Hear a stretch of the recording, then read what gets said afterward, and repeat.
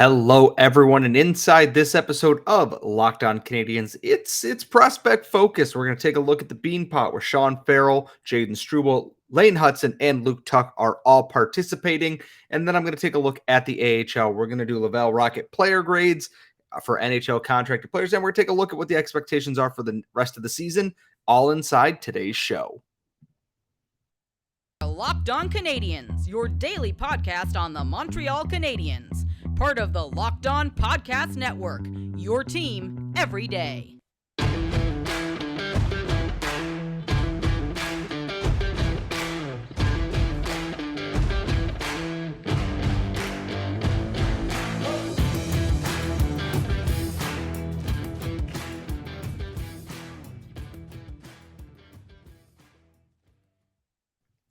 Hello, everyone, and I already told you what's inside this episode. It is episode 781 of Locked On Canadiens, and today's episode is brought to you by FanDuel Sportsbook, the official sportsbook of Locked On. Remember to make every moment more. Visit FanDuel.com/LockedOn today to get started. I am one of your hosts. As you will notice, it is just me today. I am Scott Matla, of course. I am your AHL guy over at Habs Eyes on the Prize. I'm the gift guy that you were yelling at on Twitter and so much more. And inside today's show, I thought Habs are still on a break. Haven't gotten any injury updates yet. Players aren't quite back into the swing of things as they are traveling back to get to Montreal. They played this weekend, and we will have more on those games as we get to that point. But right now, still no Canadiens hockey. The Rocket are still off through the rest of this week here and into the weekend. So it's all prospects right now, at least in the NCAA. We're going to have our prospect expert friend on in tomorrow's episode. You should get 2 episodes out of that, and then our Friday mailbag, which is always just our favorite part of the week. I want to take a look at the bean pot. And no, not a pot of baked beans, even though it is cold. Baked beans are good in the right circumstance. This is a tournament for the Boston area schools. So in there, Boston College, Northeastern, Harvard, and BU, Boston University. 4 teams. They play a small little mini tournament here, and it's mid-season. I never fully understood it, but I also am not fully ingrained into NCAA hockey culture. It is something I've learned to watch more of as the Canadiens send more of their players to the NCAA or draft from the NCAA. And yesterday in the Beanpot, we had 2 results. Harvard with Sean Farrell played Boston College, and Boston University played Northeastern. And we're going to start with my favorite prospect outside the NHL right now, I think, and that is Sean Farrell. 2 primary assists in a 4-3 overtime win over the Boston College Eagles. Boston College did not go away lightly in this game. I thought Harvard got up early. They were up 3-1, and then Boston College just came back in that third period and took it to them. Harvard's goalie was phenomenal, put up over 40 saves in this game to even get it to overtime. 1.5 seconds left on the clock. Milan Hajduk's son, if you're not feeling old yet, you certainly are at this point, scores the overtime winner. Sean Farrell continues to be an incredibly impressive player in the Canadian system. Lane Hutson obviously is getting a lot of the accolades right now, considering he just racks up weekly award after weekly award after monthly award in Hockey East. And you know what? We will give him his flowers in a moment here. Sean Farrell is it's up for debate. Everyone has their favorites and such. I love Sean Farrell. I have made no qualms about how I feel about him in this Canadian system.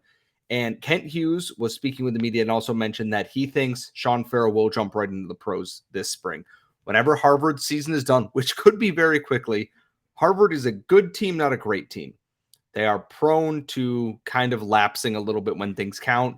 Despite Sean Farrell and Matthew Coronado and Alex Laferriere, Henry Thrun, couple of other guys on the team, the consistency isn't there for the high-end talent that they have. Sean Farrell is a driving force on this team. He is absolutely incredible, and I cannot wait to see. He will likely sign his entry-level contract this spring, barring something out of the blue happening here. I think that is the thing that we are all expecting. He's going to be a really fun piece here. I don't know if he's going to start with the NHL club next year. I think he's got every chance in the world to make that team. He will play on it this spring once they ship bodies out. I have no doubt of that. He's going to be a very fun piece for the Rocket as well. And we're going to talk about the Rocket later on in the show. And then to switch over to the other game, Northeastern ends up beating Boston University 3-1. Late empty net goal. Boston University pushed real hard in that third period too. They were down 2-0 going into that. Devon Levi is incredible. I know that there was talk about are the Canadiens going to be interested in trading for him because Buffalo doesn't know if they're going to sign him or Eric Portillo out of Michigan. And Devon Levi is the reason why this game was not a Boston University blowout. He was nothing short of incredible. And not that Drew Comesso played poorly for Boston University, but Devon Levi, when he is on a different level. Luke Tuch didn't have points in this game. Noticed him here and there. There is project work to be done there. I don't think he's turning pro this year. I think he's going to come back for a senior year at BU, and the Canadiens have a decision to make on that. I think he has some enticing skills, but lacks a little bit of the consistency to put that all together. Lane Hutson is a treat to watch. If you can get a chance to watch a BU game, watch Lane Hutson operate. He's aggressive, but contained at the same time. He makes smart reads. He jumps in place. He puts passes where passes should not go. He is so exciting to watch because he's a wild card. He could be popping into the offensive zone on the rush. I watched him just slowly drift his way up in the zone and put himself in positions to make plays happen. And that is what the Canadiens need here. He's not going to be turning pro this year. I would be shocked. The Canadiens would have to think there's not much more to go here. He will be back next year at BU, for almost certainly. And the last name in this tournament was Jayden Struble. And this is one that we've talked a little bit about on this show before. We talked about it with, I believe it was Sebastian High, about what the potential is there, because Kent Hughes mentioned both Struble and Farrell were likely to go pro in the spring here. And Jayden Struble to me is someone who reads as he already has a professional level game, not the production. He skates so well. He's a physical monster. Watching him play, he is just a behemoth on the ice. He's not overly tall, but you can tell he's just built like a brick. And honestly, watching that physicality he brings to the game with the speed and the aggressiveness he has is something I'm interested in seeing if they can channel all those talents into offensive production with this training staff. They have the development staff. Can Marie-Philippe Poulin and Adam Nicholas and everything bring out that next level of Jayden Struble's game, because he has all the physical gifts right now. He was one of the top testers in his combine class. That hasn't gone away. There's been some injuries, but his mobility, his skating, his physicality, his aggressiveness, everything reads professional hockey player. Just the production hasn't been where it wants to be. And I don't think that's because he's playing poorly. Northeastern is a team that doesn't always put up a ton of points. They are a frustrating team because they have Devon Levi at one end. They have a very experienced group on this team here, and they frustrate teams. When Devon Levi's in the zone, you're trying everything and you can't break through, and then they just capitalize on your mistakes because that's what they do. I'm very curious to see what Jayden Struble will bring to this Canadiens team in the near future. I think they're going to give him his entry-level deal. I think he's going to need some time in Laval with the Rocket, but that's okay. And speaking of the Laval Rocket, they are just finishing up the All-Star game at Place Bell. It was a great time had by all from what I can tell, from what stories I've been told. We're going to take a look at what are our grades for the first half of the season on NHL-contracted players and prospects, and that's all coming up next. But first, as I said, today's show is brought to you by FanDuel, and this year, the only app you're going to need at your Super Bowl party is FanDuel. We're really excited about them being our new betting partner because they are the number one sportsbook in America. And if you're new to FanDuel, that's even better because they have so many great features that make betting on sports fun and easy. Just download the app now and you can bet on Super Bowl 57 with a no sweat first bet. You'll get up to $3,000 back in bonus bets if your first bet doesn't win. And it lets you bet on everything from money line, who will score the first touchdown points, but it's Eagles, go Birds versus Chiefs. So many opportunities here. Is Patrick Mahomes going to do his thing? Are you going to see the Eagles fly in this one on the first drive? Who knows? And the best part is you can cash out on your bet instantly. You bet on Mahomes to score first and he goes down there and he runs it in from the 5-yard line. Cash out, get your money, go buy some more pizza and beer or whatever it is you need at your Super Bowl party. So join FanDuel today at FanDuel.com/lockedon to claim your no sweat first bet on Super Bowl 57. That's FanDuel.com/lockedon. And remember, make every moment more with FanDuel Sportsbook, the official sponsor of the NFL. And as always, please make sure you are betting responsibly whenever using sports gambling apps. We are back here at Locked On Canadiens. I am, of course, Scott Matla. And because I did not bring this up beforehand, I need to bring up the Laval Rockets Elite Prospects page because that is the easiest way for me to look at all the points they've scored this year. We're doing something very simple in this second segment here. We're going to take a look at the team here with NHL-contracted guys and see who has been performing, who has not been performing, where can the Canadiens improve. And the biggest thing is we're going to start with goalies because there's one NHL contracted goalie on the roster. It's Caden Primo, 6-7-5 or 6-7-6, 895 save percentage, 3.45 goals against. He struggled a little bit. He's kind of rounding back into form, but he still has those games every now and then where you go, got to be better than that. And I think part of it is he's battled injuries this year. He had a freak incident where he got hit with a stick on the bench and missed well over a month. And that's just, it's not what you want if you're the Canadiens and they're your professional goaltending prospect right now. Joe Vrbetic obviously has an AHL contract right now. He hasn't signed a ZLC, but he's 2-1, 4.05 goals against, 871 save percentage. The Rocket defensively have not quite been where you want them to be. And part of that is their team's been absolutely injured to hell and back this season. All the injuries on the Canadiens have taken pieces that we expected from there away from them, Justin Barron, etc. And then injuries and people leaving the team. Alex Green left.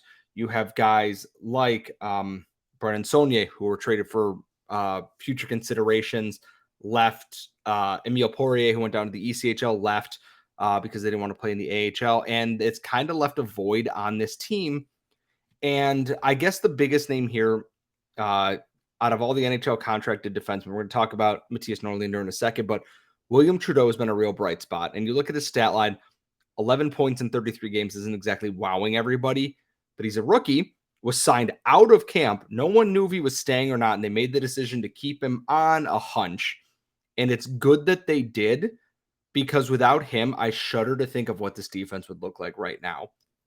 Torey Dello and Madison Bowie just came back from injury, and Madison Bowie is someone I was expecting a little more from. He has 8 points in 21 games.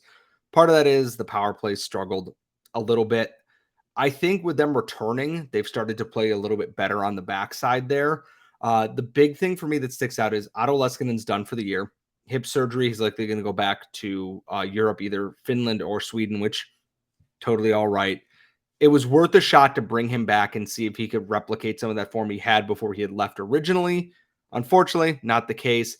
Matthias Norlinder is someone that people have been critical of, which fair. 1 goal, 7 assists in 40 games. But what I've noticed is he's had to carry a PTO on his side for a while here this season.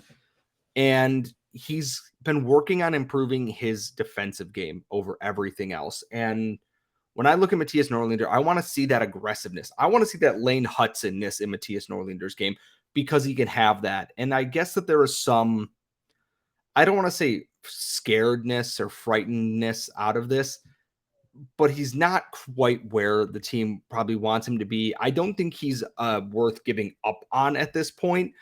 I just want someone to bring out that aggressiveness that I know Matthias Norlinder has that made him a fan favorite in the team here. Because right now he's getting surpassed on the depth chart. William Trudeau is likely above him, is trusted in power play situations and everything else. Nicolas Baudin, who came in a trade with Chicago, surpassed him very quickly too. He has 13 points in 17 games before he was knocked out by a cross-check by Kyle Clifford and has been missing since then. And Justin Barron, who has 16 points in 25 games, obviously playing on a recall with the Canadiens, was named to the AHL All-Star team, but obviously was up with the NHL club. And then rounding it out, Corey Schooneman, who continues to just be steady Eddie here. 18 points in 40 games isn't anything crazy in terms of production, but he's their everything guy. Penalty kill, power play, 5-on-5, 3v3, extra attacker. Corey Schooneman is that guy. He is a veteran leader in this defensive group. Yeah, Torey Dello is there. Madison Bowie is a little bit younger than that too, but Corey Schoenman's been here for a while. He knows what it means to be a Rocket, and I think he's been a really solid addition to this club and was a really smart find by Mark Bergevin's people when they signed him originally. So I'm a big fan. And now we're going to shift things over here to the forward group here. And the big thing for me that sticks out here is Nate Schnarr and Mitchell Stevens. Nate Schnarr came in last year, was a really nice addition to the Rocket. Good middle six guy, killed penalties, scored some clutch goals at times for them. Was never going to be a big point producer, but could be relied upon to produce some offense there. 1 goal, 4 assists in 20 games this season. Not quite where you want him to be.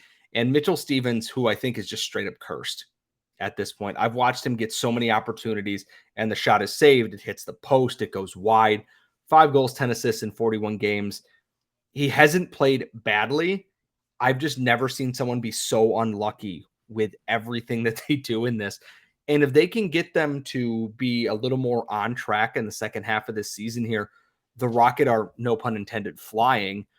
Also, Lucas Condata is a surprise. He is pitching a Cy Young season, 14 goals, 4 assists, 45 games.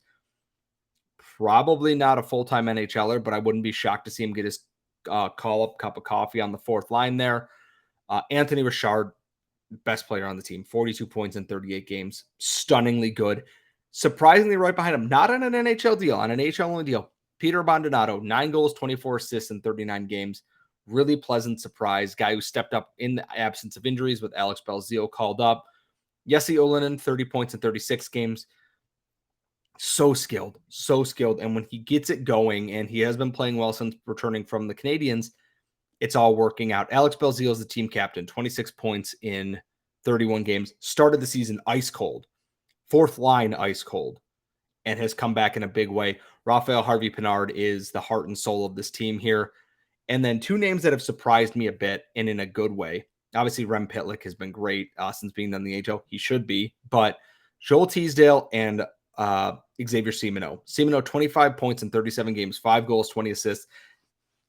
You want Brendan Gallagher, but Quebecois, you have Xavier Simoneau. Just does not. He has never seen a pile that he didn't want to be a part of. Never saw a loose puck that he didn't want to battle for. He will get his entry-level deal at the end of the season. Very excited to see him push for a fourth-line roster spot in the NHL next year, standing all of 5'6.5" on a good day. And Joel Teasdale, 22 points in 32 games. We talked about injuries. Jolinen's called up. Harvey-Pinard's called up. Belzile's called up. Richard is coming back down. Brandon Gignac isn't healthy yet, etc., etc. Joel Teasdale picked up the slack in a big way. Again, a guy I could see filling in some fourth line minutes in the future, but right now he's absolutely lighting it up in a good time for the Rocket because he's the kind of depth that they need to make another deep playoff push there, to have all those gears churning all at once. And speaking of a Calder Cup playoff push, the Rocket are still off for another couple days, but they are on the back half of their season. They sit in a playoff spot right now. What are our expectations for the next half of the season? And what can we, is this going to be a playoff team? We're going to discuss all that and more coming up next. But first, today's show is also brought to you by one of our best favorite companies in the world. This is Built Bar. You know we love Built Bar. Don't want all the fat and calories of other protein bars? You got to try Built Bar, and they are covered in 100% real chocolate. That's right, real chocolate. And they come in unbelievable flavors like churro, peanut butter brownie, coconut almond. It tastes like a candy bar with great macros. If you are someone who keeps track of your macros while you are working out or doing anything else, 130 calories, 4 grams of sugar, 17 grams of protein in there. And you can always get them at Built.com, where you can put together your variety packs and see all their flavors. But now you can go into your local Walmart or Sam's Club and pick up what you were looking for. Walk into your Walmart, find a 4-pack on the shelf, take that home, eat them in the morning on your way to work or after the gym like I do. Walk into your Sam's Club if you want a bigger pack. They sell the 8-packs there. Great for lunch, great in the morning when you need that boost, or midday when you need that boost. Always good after a workout. And you can use the promo code LOCKEDON15 at Built.com to save yourself a little bit of money on that. So please go check out Built Bar, local source, Built.com, wherever. You're going to find it, and trust us, you're going to love it too. We are back here, and I say we, like the dog's in the crate behind me sleeping, so I guess she's my technical co-host on this show for today. Laura isn't going anywhere, I promise you that much. We have a huge show planned for Wednesday and for Thursday. All draft prospects, all Canadians prospects. We've got so many questions that we haven't even put out a call for them because Laura and myself, have so many questions. We cannot wait for that. And I guess now we're going to shift into the final part of this episode here. I'm going to keep this kind of brief because it's still a long way off, but the Laval Rocket, as it stands right now, sit in a playoff spot. We obviously just got done talking about who's playing well, who wasn't playing well, etc. in the team right now. They're finally getting healthy. We should be getting news updates soon on other players coming back from injuries. And I'm looking at right now this division standings at AHL, the AHL.com. The Rocket occupy the last playoff spot in the North Division. In 45 games, they have 44 points, a little bit below 500 overall in their winning percentage, 5-2-3 in their last 10 games. They're an inconsistent team, but they started the year so poorly. To be in a playoff spot right now is some pretty incredible work from Jean-Francois Houle and his staff. They trail the Amerks by a fair bit. The Amerks have 4 games in hand. The Syracuse Crunch have 3 games in hand and have 4 points on them. The Utica Comets, who have the exact same amount of games played, are 7 points up on the Rocket, and the Marlies lead the division with 62 points in 44 games. They can hit that 2-3 spot if with a little bit of luck. This is not saying they are going to, but they are currently, the Cleveland Monsters have 3 games in hand and are 5 points behind. And behind them, the Belleville Senators have played 44 games and have 39 points. I am not writing off anybody in this because last year, the North Division was razor thin outside of the Comets at the top of it. And the Rocket got in barely, but it's a very, very close window here. And I got to be honest, I think that this is a playoff team. I think this is a team built for the playoffs. They've played every team in their division. Both they've been blown out and they've played them tough. And the North Division is probably the most, I don't want to say top heavy, but I look at the Atlantic Division where every team in the division has a winning record. Hershey Bears have a 29-11-5 record. Just ridiculous. And at the bottom of the bottom of their division, Wilkes-Barre Scranton Penguins, 2019-5. They're over 500. The Rocket are not. And it's a very weird situation. I think the expectations for the back half of the season is get into the playoffs because then anything can happen. The Rocket were a late goal away from being eliminated before. It was Cedric Paquette, I believe, who got them back into the game and helped force overtime against Syracuse. And then Gabriel Bourque won it in double overtime. Anything can happen in the playoffs here. And the biggest thing is, I think Jesse Olonen will be back up with the NHL club before too long. They've got to get some of these other bodies going. They need Nate Schnarr to start producing. Jan Myszak's still out for a little bit, so can't count on that. Leskinen is done for the year. Donick Martel has not started skating with the team. He is out indefinitely as it stands. I believe it's a concussion, but I'm not 100% sure. They just got Gabriel Bourque back. I think Alex Belzile will stay here for a little bit. I do not think Raphael Harvey-Pinard is coming back from the NHL. And I can see at the deadline, Kent Hughes adding some AHL vets to this team because they need the help there. We saw in the past how Laurent Dauphin was an early trade acquisition before the deadline and played a big role in helping get the Rocket on track here. If they're going to be losing Ylönen for the rest of the season to the NHL or be staying whatever, they're losing Harvey-Pinard or Ylönen. They're losing one of the two to the NHL. I think that much is clear.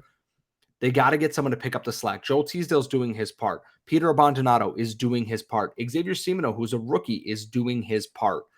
Nicolas Baudin should be back in the relative near future here, and that's good news for the defense. That should help Matthias Norlinder a little bit. That should help the loss of Justin Barron a little bit too. Tori Dello's back. Madison Bowie is back. I don't think Barron's coming back right now unless they get an NHL body at the trade deadline in another trade. The expectation, I think, is the veterans on this team who are expected to lead continue to do what you were doing. Anthony Richard is playing over a point per game. Keep doing that. Peter Bondonado, if he can keep up this pace, I think he might get a one-year NHL deal at the end of this, and they might give him a shot. I also wouldn't be shocked if they just stick him on an AHL deal and let him be that guy, like a successor to Alex Belzile for the Rocket here. The expectation is simple, though. make the playoffs. And for that too, they also need Caden Primo and Kevin Poulin to stabilize a little bit. Because when they're on, they're great. They're almost unbeatable unless pucks go off their defenseman's skates and go by them. But when they are off their game, the Rocket can score 4 or 5 goals and still lose. And that becomes a problem. You don't want to get into shootouts all the time when your team is lacking some of its top players. And if they make the playoffs, Harvey Pinard will be back. Pitlick will likely be back.